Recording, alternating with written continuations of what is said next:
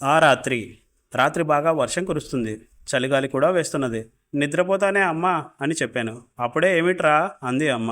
ఇక లాభం లేదని తలనొప్పే అని ఏడుముఖం పెట్టాను. పో, ఎప్పుడు ఏదో వంక, చదువు లేదు సంధ్య లేదు అని కసిరింది. నాకు అమ్మతో పడుకోవడం అలవాటు. అమ్మ పక్కనే పక్క వేసి పడుకొనిదే నిద్ర రాదు. అందుకని నువ్వో అన్నాను. 8:30కే నన్ను కూడా పడుకోమంటావా ఏంటి? నీకు నిద్ర వస్తే పడుకో, నేను రాను, లేకపోతే చదువుకో అన్నది. నిద్ర ముంచుకు వస్తోంది, కానీ పైకి వెళ్ళి పడుకోవడం భయం. సాయంత్రం అమ్మమ్మ చెప్పిన దెయ్యం కథ ఇంకా తలలో మెదులుతూనే ఉంది. అయినా మెల్లిగా ఒక్కొక్క మెట్టెక్కిపోయి దీపం పెట్టి పడుకున్నాను. రాత్రి మెలకు వచ్చింది. దాహం వేసింది.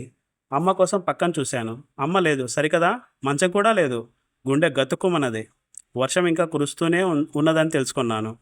అమ్మ గదిలో లేదు. భయమేసింది. దీనికి తోడు దీపం కూడా ఆరిపోయింది. మంచినీళ్ళు ఎలా దొరుకుతాయి అని అటు ఇటు చూశాను. చూడగానే గోడ వద్ద ఎవరో నిలుచుని ఉన్నట్లు కనిపించింది.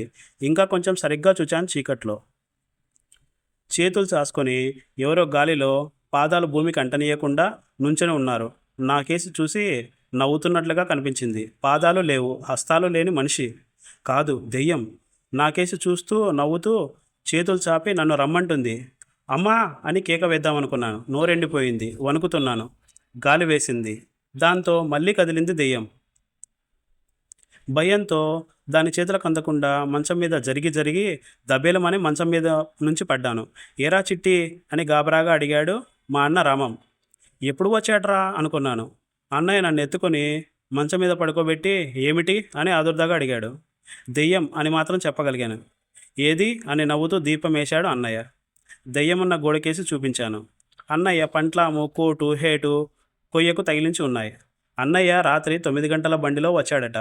ఆ సంగతి నాకు తెలియదు. వచ్చి నే పడుకున్న గదిలో చీలకు తన సూటు తగిలించి గదిలో గాలి వస్తుందని అమ్మ బదులు మంచం మీద పడుకున్నాడు. కాబట్టి అమ్మ కింద గదిలో నిద్రపోయింది. ఇదంతా నాకు తెలియదు. కాబట్టి అమ్మలేని సమయం చూసి దెయ్యం నన్ను తీసుకెళ్ళడానికి వచ్చిందని భయపడ్డాను. నేనేమీ మాట్లాడకుండా ఆ బట్టలకేసి చూస్తుండడం చూసి అన్నయ్య ఇదేనా దెయ్యం అని నవ్వాడు. అన్నయ్యతో పాటు నేను కూడా నవ్వాను.